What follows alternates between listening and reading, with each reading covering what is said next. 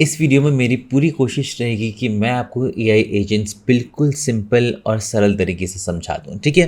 तो पहले जानते हैं कि हम लोग इस वीडियो में सीखने क्या वाले हैं। हम लोग जानेंगे एआई एजेंट्स होता क्या है, एआई एजेंट्स काम कैसे करता है, कितने टाइप के एआई एजेंट्स होते हैं, AI agents, AI assistants and bots में क्या फ़र्क है, एंड फाइनली हम जानेंगे कुछ 2-3 पॉपुलर तरीके जिससे आप एआई एजेंट्स बना सकते हो।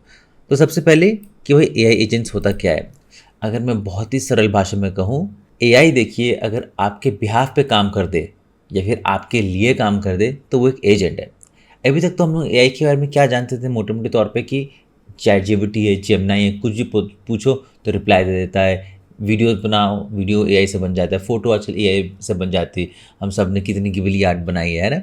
लेकिन इसमें हम लोग उसे कुछ टाइप कर रहे थे, वो रिस्पॉन्स दे रहा था, वो हमारे लिए काम नहीं कर रहा था। लेकिन एजेंट्स एआई का यूज़ करके आपके लिए या फिर आपके बिहाफ में काम कर सकते हैं। यही होता है एआई एजेंट्स। एंड अगर हम लोग इसके डेफिनेशन पे जाएं तो मुझे गूगल से एक डेफिनेशन मिला है जो कहता है what is AI agents. AI agents are software systems that use AI to pursue goals and complete task on behalf of users. वही चीज़ें मैंने कही थी कि एआई एजेंट आपके लिए गोल्स एंड टास्क को कंप्लीट कर देता है एआई की मदद से, ठीक है? ये होता है आपका एआई एजेंट्स।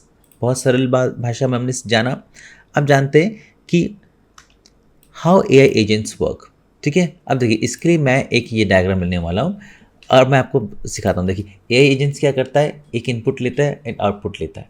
एक नहीं लेता है, ये थोड़ा सा बहुत बोलना गलत हो जाएगा कि एक ही लेता है, लेकिन कहीं से वो इनपुट लेता है, कहीं से आउटपुट लेता है। जिस तरीके से कंप्यूटर में होता था ना, इनपुट लो, प्रोसेस करो, फिर आउटपुट लो, उसी तरीके से एआई एजेंट्स भी काम करता है। तो अगर आप इस डायग्राम को भी देखो, हमारे पास में क्या है, आप यहाँ इसको अभी रहने दो, इसको इसको अब छोड़ दो, इसको आप मत ध्यान दो, ठीक है? अभी आप इस डायग्राम पे से ध्यान दो। हमारे पास में एआई एजेंट्स है एंड इस एआई एजेंट्स में तीन चीज़ बड़ी इंपॉर्टेंट होती है: chat model, memory and tool. Chat model का मतलब कि हमारे एजेंट का दिमाग, जैसे हमारे कंप्यूटर का दिमाग सीपीयू है ना, उसके अंदर में एक प्रोसेसर लगा हुआ है, i5 हो गया, एएमडी का हो गया। उसी तरीके से हमारे एआई एजेंट को अगर हमारे बिहाफ पे काम करना है, उसके पास एक दिमाग होना चाहिए। एंड क्योंकि एआई एजेंट है तो इसका दिमाग क्या होगा, एक चैट मॉडल होगा। मतलब कि कई सारे मॉडल्स होते हैं, जैसे कि गूगल का जेमिनी मॉडल है, ओपन एआई मॉडल है, ओलामा है, मिंस्ट्रल है। इसी तरीके से हर एआई एजेंट का एक मॉडल होगा, मतलब एक दिमाग होगा, ठीक है? फिर आती है मेमोरी। अब देखिए एआई एजेंट को काम करना है तो उसे कुछ चीज़ तो याद भी करना पड़ेगा। जैसे कि अगर हम कुछ चैट बेस्ड एआई एजेंट ही बना रहे हैं तो उसे कुछ हमारी चैट को याद भी रखना पड़ेगा, तो वो भी मेमोरी होती है। मेमोरी कहाँ कहाँ स्टोर कर सकते हो? आप चाहो तो मंगोडीबी में स्टोर कर सकते हो, पोस्टग्रेस में हो गया, जाटा में हो गया, मतलब और भी। आप चाहो तो सीक्वल सर्वर में स्टोर कर सकते हो, माई सीक्वल में भी स्टोर कर सकते हो, ठीक है? तो एक एआई एजेंट के पास में एक दिमाग के साथ साथ, एक एआई मॉडल के साथ साथ एक मेमोरी भी होनी चाहिए, मतलब एक तरीके का डेटाबेस भी होना चाहिए। एंड फाइनली आते हैं हम टूल्स के ऊपर। अब जो अभी जो टूल्स है ना, ये काफ़ी इंपॉर्टेंट है। सब खेल इस टूल्स का ही है कि देखिए आपने दिमाग तो दे दिया एक एआई मॉडल दे के, है ना, आपने उसे एक मेमोरी भी दे दी ताकि कुछ चीज़ें याद कर पाए। अब टूल्स क्या होता है?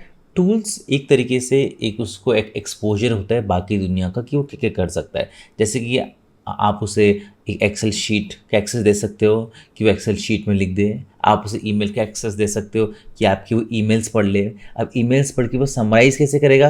वो एआई मॉडल जो आपने कनेक्ट किया था, राइट, जेमिनी होगी, ओपनएआई होगी, उससे कनेक्ट करेगा एंड समराइज करके कहाँ से सेव करेगा? वो उसे मेमोरी में सेव कर देगा। तो ये टूल्स है ना, ये आपकी एआई मॉडल को एक्सपोजर देता है बाहर की दुनिया के लिए, जिससे आप उस टूल्स को कनेक्ट करके एआई मॉडल से जो चाहो काम करवा सकते हो। आप चाहो तो उसे स्लैक से कनेक्ट करा सकते हो, डिस्कॉर्ड से कनेक्ट करवा सकते हो, टेलीग्राम से कनेक्ट करवा सकते हो, व्हाट्सएप से कनेक्ट करवा सकते हो। ये कह सकते हो कि जब मुझे व्हाट्सएप पे कुछ इस तरीके का मैसेज आए तो इस तरीके से तुम कुछ कर दो, या फिर हर रोज़ सुबह तुम मुझे 8 बजे गुड मॉर्निंग मैसेज भेजो। तो ये जो हमारे पास में टूल है, राइट, ये टूल ही एक्चुअली कनेक्ट करता है आपके एआई एजेंट के मॉडल को, ठीक है?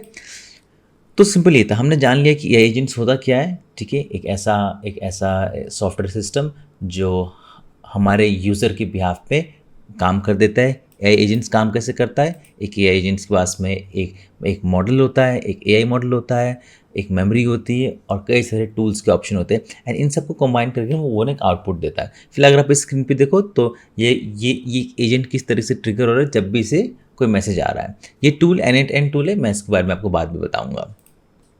अब बात आती है टाइप्स ऑफ एजेंट्स के बारे में।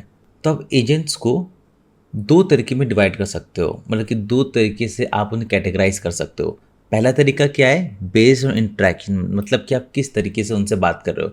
तो बेस्ड ऑन इंटरेक्शन आप दो तरीके से एआई मॉडल एआई एजेंट हो सकते हैं। पहला इंटरेक्टिव पार्टनर्स, मतलब ये वो वाले मॉडल्स होते हैं जहाँ पे आप उनसे चैट करते हो, जैसे कस्टमर सर्विस वाला हो गया, हेल्थ केयर हो गया, है ना। आप इस टाइप के एआई एजेंट से चैट करते हो एंड वो आपको फिर उस तरीके से रिस्पॉन्स देता है।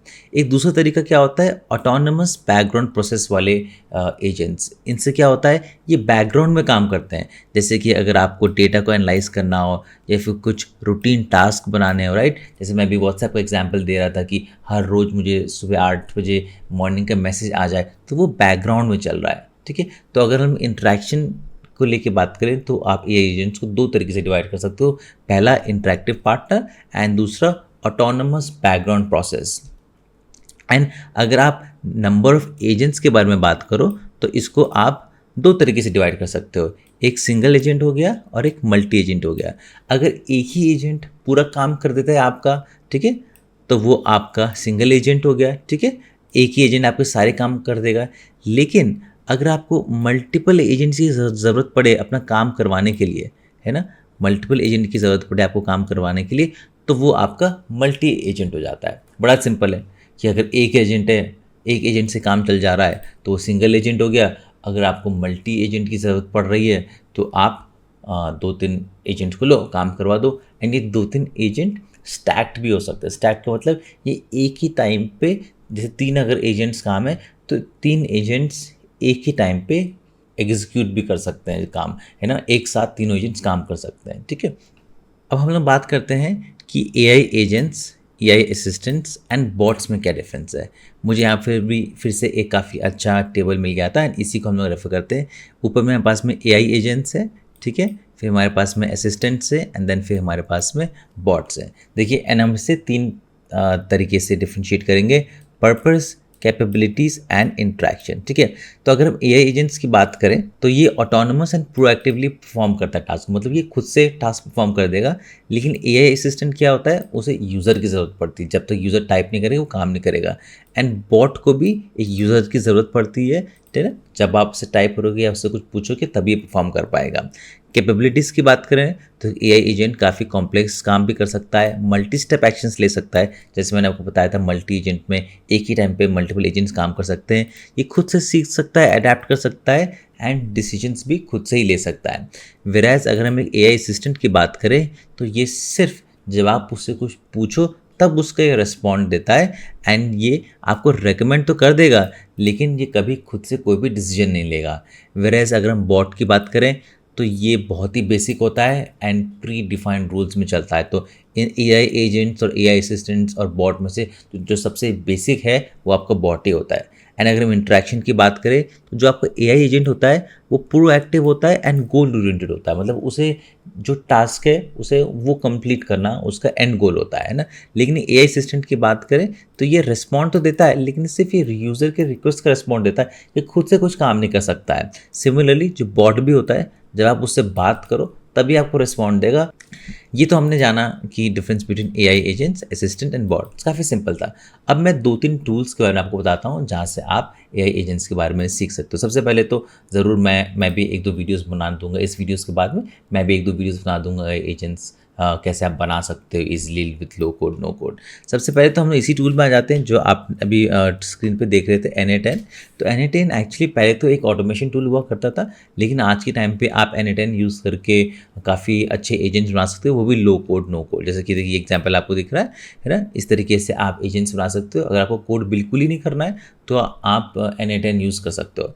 फिर हमारे पास में एक आई थिंक क्रू AI भी आता है ना, ये भी काफ़ी पॉपुलर है। आप क्रू एआई यूज़ करके भी मल्टी एजेंट्स बना सकते हो। ये काफ़ी पॉपुलर है। मैं इस पे भी वीडियोस बनाऊंगा आने के लिए। ये जस्ट मैं आपको नॉलेज के लिए दे रहा हूँ। अगर आपको एजेंट्स बनाना है तो ये टूल भी यूज़ कर सकते हो। और 2-3 एसडीके भी हैं, जैसे कि अगर मैं गूगल का एआई एजेंट एसडीके सर्च करूँ, अगर आपको एसडीके काम करना आता है तो आप गूगल का एआई एजेंट डेवलपमेंट किट भी यूज़ कर सकते हो। काफ़ी आसान है। ये पाइथन और जावा दोनों में अवेलेबल। मैं जूम कर देता हूँ। अगर आप जावास्क्रिप्ट में आई डोंट नो वाई क्यों नहीं है, आई थिंक होपफुली जावास्क्रिप्ट में भी इनका आ जाएगा ट्यूटोरियल। अगर नहीं है तो मैं पाइथन में बना दूंगा। एंड आई थिंक लैंग्राफ का भी है, लैंग्राफ का भी एजेंट है। यस, अगर आपको लैंग्राफ यूज करके एजेंट बनाना है तो अभी आप इस आई थिंक इनके अच्छे खासे डॉक्यूमेंटेशन आप यूज़ करके बना सकते हो। लेकिन अगर आप मेरी बात मानो, अगर आप जस्ट स्टार्ट हो रहे हो एंड आपको एजेंट्स बनाना जस्ट सीखना है, the best platform is to go with this N8N। And इसके ट्यूटोरियल मैं जस्ट इस वीडियो के बाद ही डाल दूंगा, तो आप तुरंत देख भी सकते हो। ठीक है, सो दैट वॉज इट, है ना। इतना कुछ मैं आपको सिखा पाया। आई होप आपको वीडियो अच्छी लगी हो। अगर अच्छी लगी हो तो चैनल को सब्सक्राइब कर दीजिए, वीडियो को लाइक कर दीजिए, कमेंट करके बताइए कि आपको कैसा लगा है। एंड मैं आपसे मिलूंगा अब अगले वीडियो में। Thank you.